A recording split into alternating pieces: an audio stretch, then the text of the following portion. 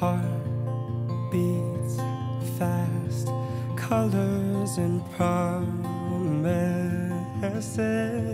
How to be brave, how can I love when I'm afraid to fall? But watching you stand alone, all of my doubt suddenly goes away somehow. One step closer.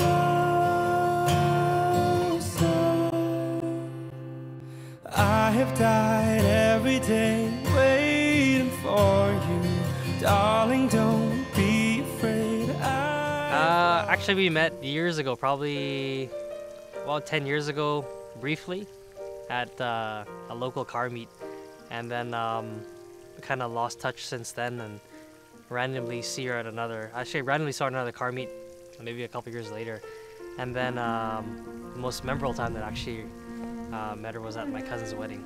2 days before Vanessa's wedding on a Thursday, it was a rehearsal at St. Mary's.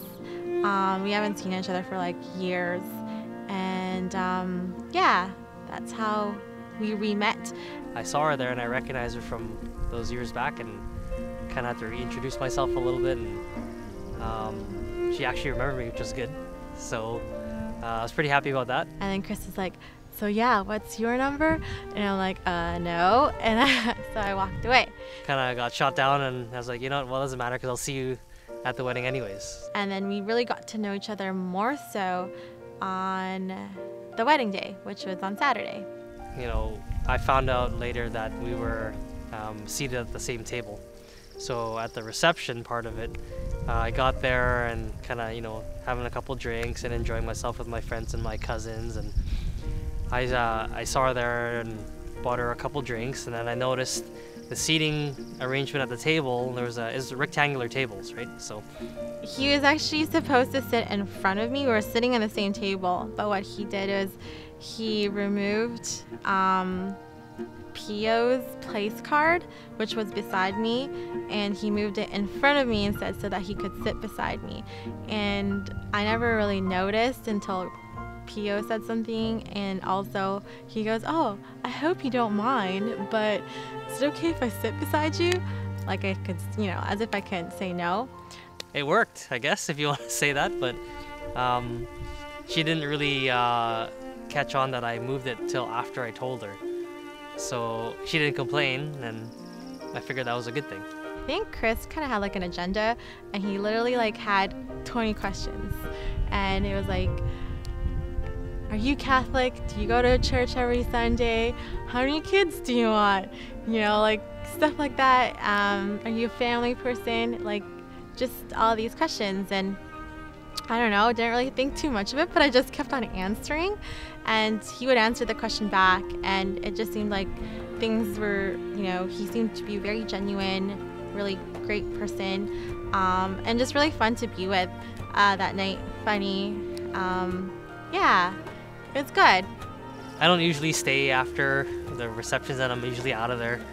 And for some reason, you know, I felt like I had to stay, not because I needed to, it's because I wanted to, and I wanted to kind of get to know her more and, you know, talk to her more. We had to go to the loading bay of the venue. It was downstairs in the basement, and she had to go there. And I said, hey, you know, I'll go with you.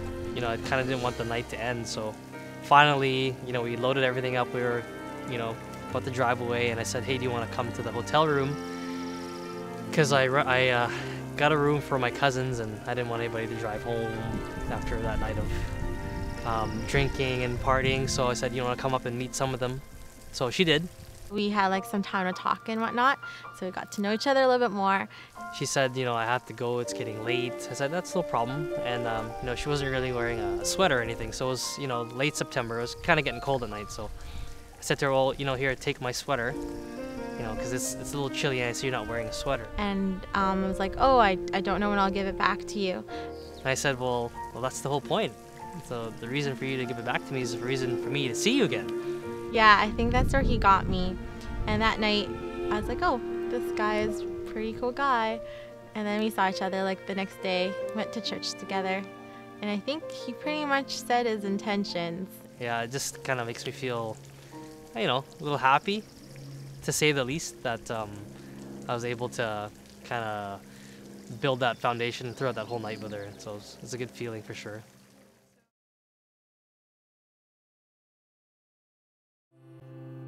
I have died every day waiting for you. Darling, don't be afraid. I have loved you for 1,000 years. I love you for 1,000 more.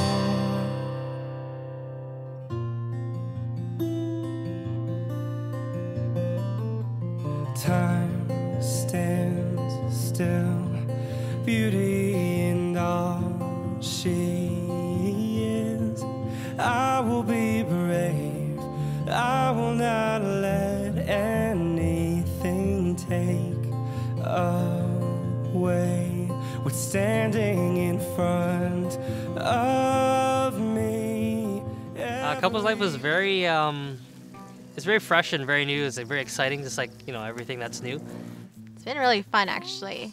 There's times when it's really tough, especially, you know, in school. There's a lot of transition for my own self, and what's great is that Chris has always been there for me. And then Lola passed away, so we were there for each other, just having a lot of fun and someone to talk to when things get rough, or just being silly, yeah, and experiencing life with friends and family. It's been really great. I knew she was the one because of how genuine she is and how caring she is and always is. Her unconditional love, you know, no matter what. Like, I'm not a perfect person, you know. She takes me for who I am, and she reciprocates that, and it makes me feel like, you know, the luckiest man alive. Planning the proposal was pretty cool. I kind of wanted to do something a little bit different. So, you know, with us knowing and being the spiritual type of people that we are, I figure that doing it in the house of God is something that I wanted to incorporate. I went out with my girlfriend Flo. We went on like a lunch date, and then she was really wanting to go to church. I got my family together and her family together, and I told them the plan was I wanted to propose at her church. I was like, oh, it's probably better to go to St. Matt's because it's a lot closer. She's like, no, no, no. I want to go to the church that you normally go to, which is St. Luke's in Maple Ridge. I'm like, all right. So adamant about it. Sure, let's go there. I got to church a little bit early, so I was hiding upstairs in the balcony. Got her family also to hide in the back. So after Mass was done, I told her friend to try and stay at church for a little bit extra till everybody files out. After Mass, Flo was like, would you, do you mind? I haven't been to church in a while. I'd really like it if we could just pray a little bit longer. I noticed them. They were still there, still praying, still kneeling 10 minutes after Mass. So I got a signal to my friend, to my family and her family to head to the front of the church. Then all of a sudden, to my left on the aisle, I see my whole family. I see my sister going like this. And then I saw my sister-in-law, Abby, crying. And I was like, oh my gosh, I think something happened. And then I saw Tita Cynthia. She is wearing all black. And I'm like thinking like the worst thing. And at the same time, like looking around to see like where Chris went or if Chris was there. And he wasn't there. I get the signal and I come walking down the balcony, down the aisle, and she finally sees me. And I can sense there was a bit of relief in her face. Yeah, I got emotional a bit. And then he walked me to the front of the altar and he held my hand and he told me his intentions and how he felt for me. You know, I said my thing. I told her, you know, I wanted to spend the rest of my life with you. You know, you teach me new things and you love me like no one has loved me. You respect me. You're such a genuine person, and I want to make you a part of my future and my life with you. And what was funny is that I guess it was a little too long. Tita Cynthia was like, get down on your knees already. Get down on your knees. So kind of cut it then, and then got on my knee and I proposed to Stephanie, and she said I do. Her saying yes made me feel extremely excited, extremely happy. It's just, like I said, it's good to know that, you know, the type of love that I can give to her, she reciprocates and gives it back to me. And it makes me feel really special and really appreciated. I've always wanted and prayed for a man that come to my life where we could pray together and really have a relationship rooted in our faith. Good morals and good values and a lot of the same things that I would take in, and it was pretty exciting all the way through, and even till this day it's still very exciting. So. It just seemed like our values and everything really clicked, or we had a lot of things in common. His genuine character really always showed.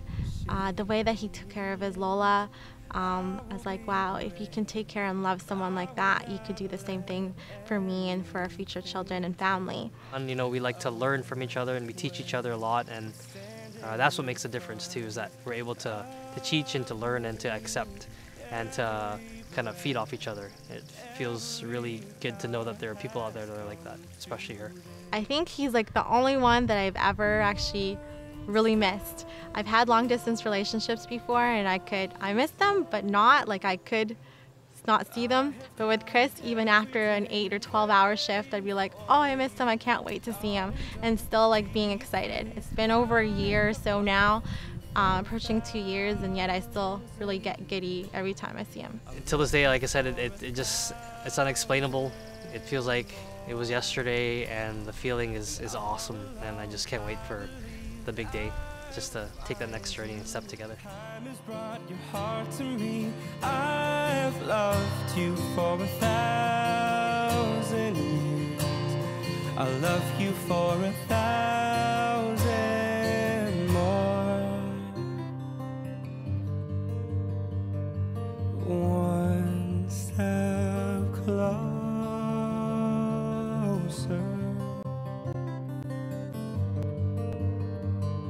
One step closer. Hopes for the future is definitely to start a family together. Hopefully not too far into the future. Start a family, have kids, get our own place, and just to be able to continue the lives that we live now. To settle in, find a home where we can raise a family. Continue to love each other, respect each other, and just be as one, and be able to have kids and bring them into that.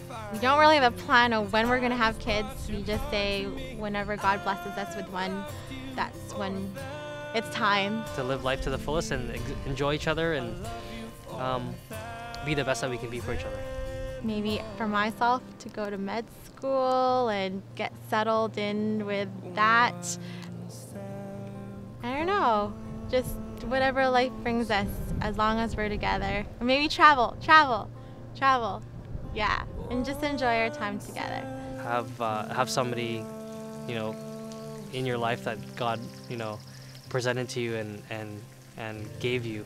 It's just truly unexplainable at times, and it's really something that I cherish a lot and makes me feel like somebody that like won $1 million. It's unreal.